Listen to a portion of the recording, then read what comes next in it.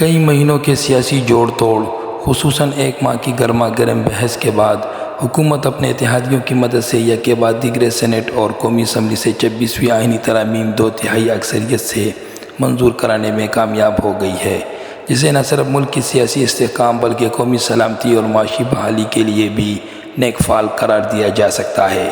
یہ مارکہ وزیراعظم شہباز شریف کے رویے میں لچک، بلاول بھٹو زرداری کی شانہ روز کاوشوں اور مولانا فضل الرحمان کی سیاسی فراست اور دوسرے رہنماؤں کے اجتماعی دانش کا نتیجہ ہے۔ ان کی دانشمندہ سوچ کے نتیجے میں ابتدائی ترامیم مسودے میں شامل 50 شقوں کو زیادہ سے زیادہ قابل قبول بنانے کے لیے 22 تک محدود کیا گیا۔ ترامیم کا زیادہ تر تعلق عدالتی اصلاحات سے ہے، تاہم 1 جنوری 2028 تک سود کے مکمل خاتمے کا فیصلہ پوری قوم کے دل کی آواز ہے۔ عدلیہ کے حوالے سے قائم پاکستان سے اب تک شکایات کا ایک طویل مارکہ پڑا ہوا ہے، جس کے ازالے کی کوشش کی گئی ہے۔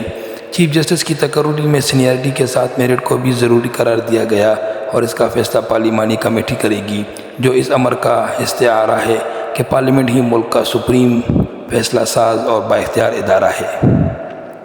آئینی تنازعات کا فیصلہ کرنے کے لیے سپریم کورٹ اور ہائی کورٹس میں آئینی بینچ بنائے جائیں گے، جن کے ججوں کا تعین جوڈیشل کمیشن کرے گا۔ چیف جسٹس کا سو موٹو اختیار ختم کر دیا گیا، جس پر مختلف اوقات میں اعتراضات کیے جاتے رہے۔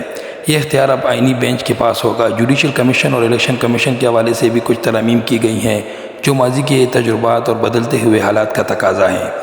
عدلیہ سے متعلق آئینی ترامیم کی ضرورت ایک عرصے سے محسوس کی جا رہی تھی۔ اعلیٰ عدالتوں کے ججوں کی تقرری دنیا بھر کے مختلف نظاموں میں مختلف طریقہ کار سے کی جاتی ہے۔ پاکستان میں اگر طریقہ کار تبدیل کیا گیا تو یہ کوئی انوکھی بات نہیں ہے۔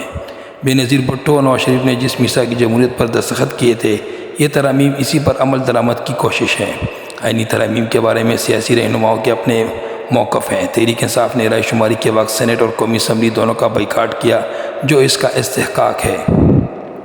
تاہم بہتر ہوتا کہ دونوں ایوانوں میں اپنی تجاویز بھی پیش کرتے، تاکہ عوام کو اس کے نقطہ نظر کا پتہ چل جاتا۔ محض یہ کہنا کافی نہیں کہ حکومتی ترامیم سے عدلیہ انتظامیہ کے تابع ہو جائے گی اور اس کی آزادی پر اثر پڑے گا۔ اس حوالے سے یہ بھی کہا جا رہا ہے کہ آئینی ترامیم حکومت نے اپنے تحفظ کے لیے کیے ہیں۔ اگر ایسا ہے تو حکومت کو بھی سمجھ لینا چاہیے کہ کل اسے بھی اپوزیشن میں بیٹھنا پڑ سکتا ہے، اور جو شکایت آج اپوزیشن کو ہے کل اسے بھی لاحق ہو سکتی ہے۔ اسی لیے توازن اور اعتدال کا راستہ اختیار کرنا چاہیے، تاکہ ملک میں سیاسی بحران، انتشار اور کشمکش کی فضا ختم ہو۔ آئینی ترامیم کا یہ پہلو بھی مد نظر رکھنا چاہیے کہ اس وقت ہزاروں نہیں، شاید لاکھوں کے مقدمات عدالت میں زیر التوا ہیں، جن کی سماعت کی باری ہی نہیں آتی۔ آئینی بینچ تشکیل پانے کے بعد توقع ہے کہ ایسے مقدمات بھی عدالتوں میں سنے جائیں گے، جن کی سالہ سال سے باری ہی نہیں آئی، اور غریب سائلین ناپرسی کا شکار ہیں۔ انصاف انہیں بھی ملنا چاہیے۔